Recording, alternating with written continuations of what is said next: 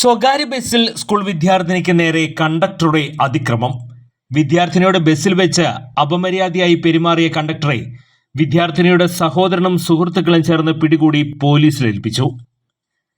വെള്ളിയാഴ്ച രാവിലെ 7 മണിയോടെ ഇരിങ്ങാലക്കുട ബസ് സ്റ്റാൻഡിൽ വെച്ചാണ് സംഭവം. തൃശൂർ കൊടുങ്ങല്ലൂർ റൂട്ടിൽ സർവീസ് നടത്തുന്ന ശാസ്ത ബസ്സിലെ കണ്ടക്ടർ പെരുമ്പിളിശ്ശേരി സ്വദേശി ചൂരലോനിക്കൽ വീട്ടിൽ 37 വയസ്സുള്ള സാജനാണ് പിടിയിലായത്. ഹയർ സെക്കൻഡറിക്ക് പഠിക്കുന്ന വിദ്യാർത്ഥിനി ഇയാൾ നിരന്തരം ശല്യം ചെയ്തിരുന്നതായും രാവിലെ ബസ് സ്റ്റാൻഡിൽ നിന്നും സ്കൂളിലേക്ക് പോകുന്ന വഴി കുട്ടിയോട് അപമര്യാദയായി പെരുമാറുകയായിരുന്നു. സ്കൂളിലെത്തിയ കുട്ടി കരച്ചിലായതോടെ വീട്ടിൽ വിളിച്ചു പറയുകയായിരുന്നു.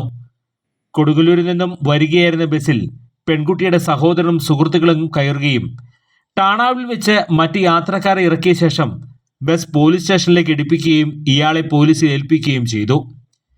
മാസങ്ങൾക്ക് മുമ്പ് ഇതേ പേരിലുള്ള ബസ്സിലെ യാത്രികനായ വയോധികനെ പുത്തൻതോട് വെച്ച് ബസ്സിൽ നിന്നും തള്ളിയിട്ട് മർദ്ദിച്ച് കൊലപ്പെടുത്തിയ കേസിൽ ബസ് ജീവനക്കാരെ അറസ്റ്റ് ചെയ്തിരുന്നു.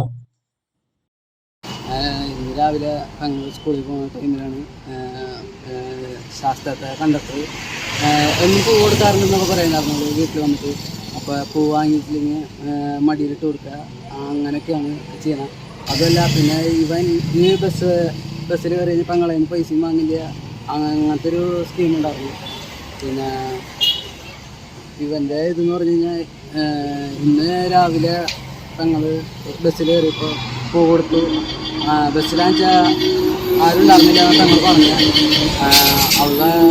അവൾ ഒന്നും വെച്ചെന്നാണ് പറഞ്ഞത്. ഒന്നും വെച്ച് അവൾ ഒന്നും പ്രതികരിക്കാണ്ട് സ്കൂളിൽ വന്നിട്ട് കരഞ്ഞ് വിളിക്കുക ചെയ്ത്. അമ്മേനെ വിളിച്ചു, അമ്മ എന്നെ വിളിച്ചു. അങ്ങനെ വിളിച്ചപ്പോൾ എൻ്റെ കൂട്ടുകാരന്മാരായ എല്ലാവരും ഞാൻ വിളിച്ച് സ്കൂളിൻ്റെ അവിടെ നിൽക്കാൻ പറഞ്ഞു. സ്കൂളിൻ്റെ അവിടെ നിൽക്കാൻ പറഞ്ഞപ്പോൾ പിള്ളേരുകൾ വന്ന് നിന്നു.